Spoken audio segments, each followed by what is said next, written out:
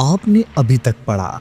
राम किशन को कर्ण पिशाचनी उठाकर ले गई और अगले दिन दोपहर में वो घर जब आया तो सारा परिवार उसकी हालत देखकर चौंक उठे।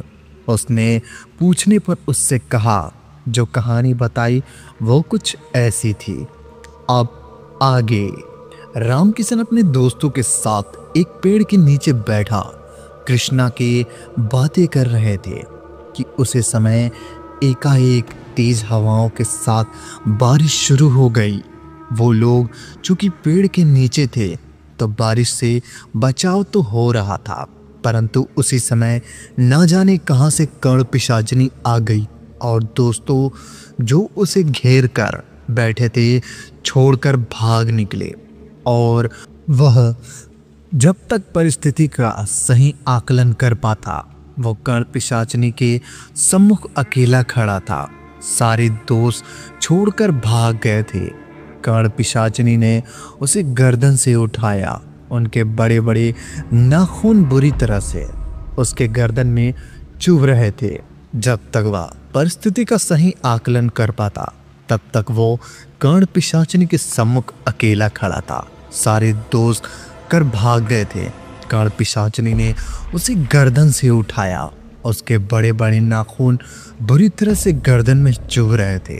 वो महसूस कर रहा था उस नाखून से बने घाव ने उसे खून से धीरे धीरे रिस रहा था, जिसे वो पिशाचनी हल्के हल्के चाट रही थी।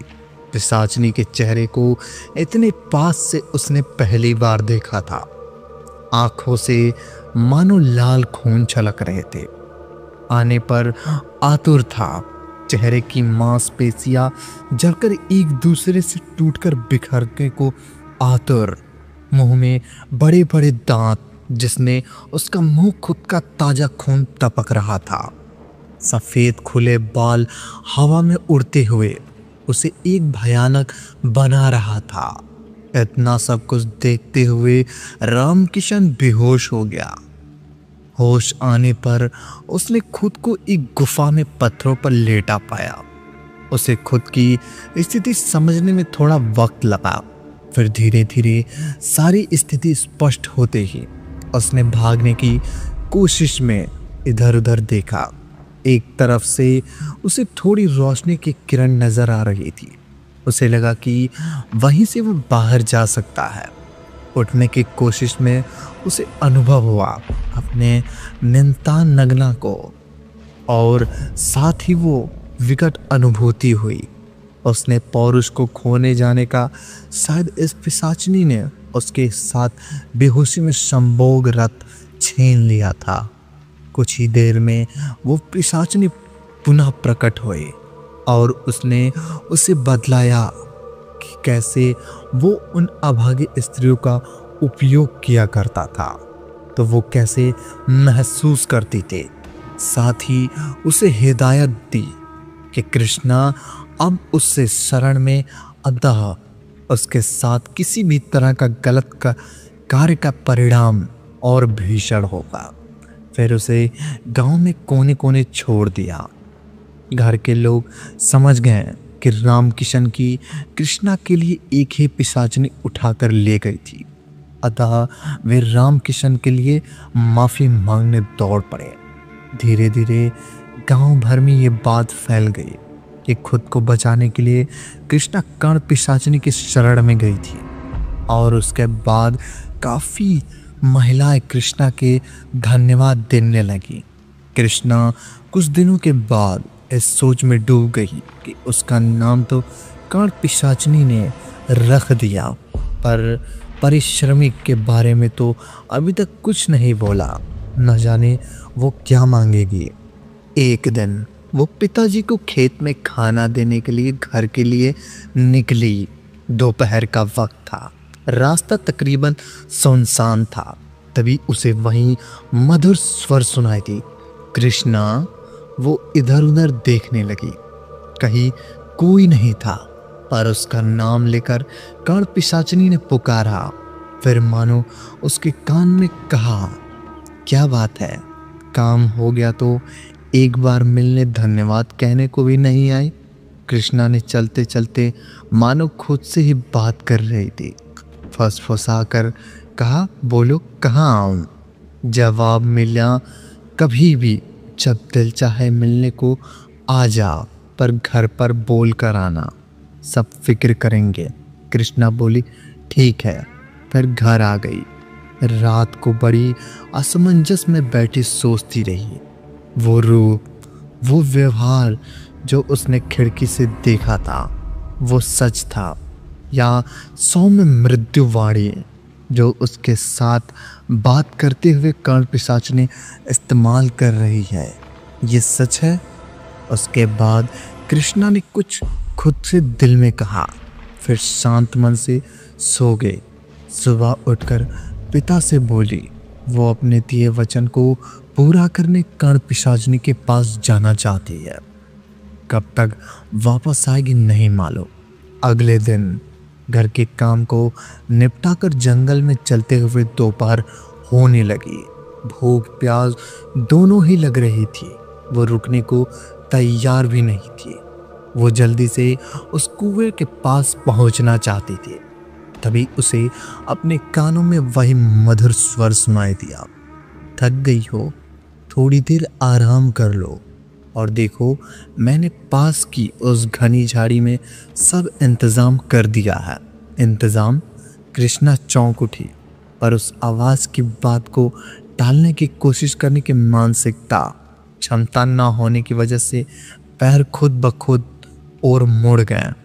जाकर देखा सुंदर चादर पर खूब सारे खाने की चीज़ें, जिनमें तो कई उनसे देखी भी नहीं थी, चखने से तो बात नहीं आती थी। पानी रखा था। खाना खाकर खूबसूरत छाया में थोड़ी देर बैठने की बात सोच रही थी कि वो कब सो गई उसे याद नहीं रहा। एकाएक उसके नींद खुली तो उससे एक सुंदर कमरे में पलंग पर सोता हुआ पाया। हड़बड़ा कर उठी तो उसकी नज़र पास बैठे एक बेहद सुंदर महिला पर गई, जो कई उसके देखे जा रही थी। इतने सुंदर महिला उसने अपने जिंदगी में नहीं देखा था। तीखे नाक, नक्श गुलाबी, गोरा रंग, लंबे घुंघरेले काले बाल, बेहद कीमती राजस्थानी लहंगा, चोली के साथ गोटेदार ओढ़नी पहने कोई परी सी लग रही थी। कृष्णा कुछ देर तक तो उसे सिर्फ एकटक देखती रह गई। फिर वो कुछ पूछती इससे पहले उस महिला ने एक मुस्कान बिखेरते हुए कृष्णा से पूछा, नींद अच्छी हुई?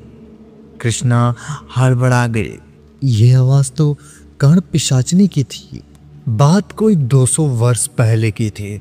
उदयपुर के महाराजा रुद्र प्रताप सिंह अपने वाघ कच्छ में मंत्री के साथ विचार विमर्श कर बैठे थे, जब प्रहरी ने उनसे एक विशेषज्ञ दूत के आने की सूचना दी और उससे मिलने की प्रार्थना से उन्हें अवगत कराया। थोड़े समय में एक दुबला पतला दूत उनके समक्ष प्रस्तुत किया गया। बिना किसी लाग लपेट के महाराजा को प्रमाण करते ही उस दूत ने अपने साथ लाए एक चित्र को महाराजा को समक्ष प्रस्तुत किया। चित्र उत्तर प्रदेश की एक राजकुमारी रूप सुंदरी की थी, जो रामपुर रियासत की राजकुमारी थी। अपने नाम स्वरूपता से उस सुंदरी ने मानो महाराजा रुद्र प्रताप सिंह के जीवन को अस्त व्यस्त कर दिया था। महाराजा रुद्र प्रताप सिंह एक बेहद क्रूर शासक थे और उन्होंने अपने साम्राज्य, अपनी बड़ी सेना बाहुबल से खड़ी की थी। और भी चीज़ें पसंद आने का मतलब होता था कि वो उनके पास होना ही चाहिए। ना सुनने की पसंद नहीं करते थे। किसी भी छोटी बात के लिए किसी को जान लेना उनके लिए खेल जैसा कुछ नहीं था। रूप सुंदरी की छवि इतनी मोहक थी कि वो उसे अपना बनाने के लिए आतुर हो उठे। अपने मंत्री को कई प्रकार के सुंदर भेंटों के साथ उन्होंने भेजा था और उनके साथ अपनी एक रूप सुंदरी हाथ में मांगा था। उन सुंदर भेंटों में से एक अंत में थाल में एक ऐसी चीज थी जो समझदार को समझने के लिए काफी थी, एक नंगी तलवार। यद्यपि रियासत छोटी थी, पर राजा समोदन बेहद बुद्धिमान व्यक्ति थे। पहले तो वो मन में खुश हो रहे थे कि उनकी पुत्री के लिए रिश्ता आया था, पर उस आखिरी थाल को खुलते ही भुकुटिया तन गई। ये तो सरासर अपमान था, धमकी थी। धमकी के लिए कोई काम करना उनके स्वाभिमान को ठेस पहुंचाने के लिए काफी था। उन्होंने सारे भेंटों को अस्वीकार कर दिया, सिर्फ एक तलवार को रख लिया। यही उनका जवाब था। मंत्री के पहुंचते और सारे किस्से को अवगत होते हुए रुद्र प्रताप सिंह ने सेनापति को तलब कर सेना तैयार करने का हुक्म दिया और अपनी सेना लेकर रूप सुंदरी को बलालत जीत कर पत्नी बनाने के लिए निकल पड़े। यद्यपि युद्ध में उस छोटी सी रियासत को जीत असंभव थी, पर उस युद्ध का परिणाम बेहद चौंकाने वाला था। अत्यधिक प्रभावित करते हुए अपने राजा को न केवल सोमदत्त से बचाया, अपितु रुद्र प्रताप सिंह को बंदी को भी बना लिया। रुद्र प्रताप सिंह पहली बार हारे थे। आत्मग्लानि से सिर झुकाए दरबार में खड़े थे, पर आज उन्होंने एक सबक सीखा था। आत्मविश्वास और अति आत्मविश्वास का अंतर।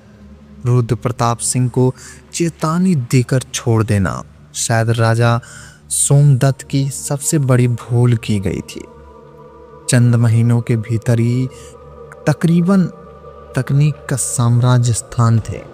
रुद्र प्रताप ने न केवल उस रियासत को नामो निशान मिटा दिया, बल्कि राजकुमारी सुंदरी को अपने साथ ले गया, एक दासी का उपभोग का वस्तु स्वरूप।